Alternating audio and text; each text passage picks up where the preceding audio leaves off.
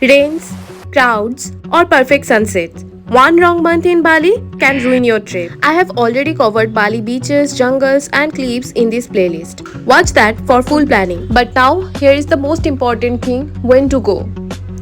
Bali has two seasons, dry and wet. But what you experience depends on completely on the month. April to October is dry season. This is peak Bali. Best for beaches, cliff views, sunsets, and clear sky. April to June, best beaches, great weather, fewer crowds. July to August, peak season, crowded, expensive. September to October, underrated, amazing weather. November to March is wet season, but it does not rain the whole day.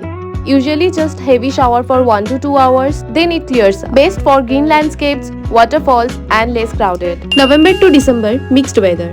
January to February, most rain. March, start getting better. Now, the question is what should you choose, right? For beaches and cliffs, go May to October. For greenery and waterfalls, go December to March. For low budget, February to March. Best overall months, May, June, September. Or if you don't want to figure all this out manually, just use Roamio. It builds your Bali itinerary with weather, best months, and budget automatically. Save this before booking your Bali trip.